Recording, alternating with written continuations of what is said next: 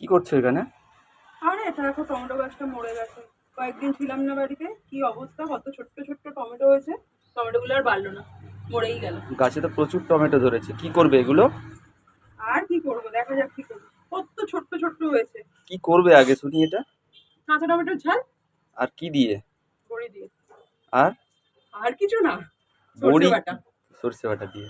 তো তুমি তো একটা কাজ করতে পারো, বলবো একটা ভালো বুদ্ধি দেবো।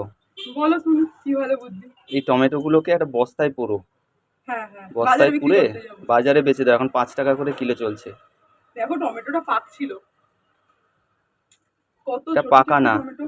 এটা শুকিয়ে গেছে। শুকিয়ে যাচ্ছে। আর গাছটা কি, এই কতগুলো গাছ হয়েছিল তার মধ্যেখানে, আর এই গাছটা মরে, খারাপ লাগছে গাছটা মরে যেতে। আর এই যাওয়ার আগে তো গাছটাতেই, গাছে একটু জল দিয়ে যেতে পারতে।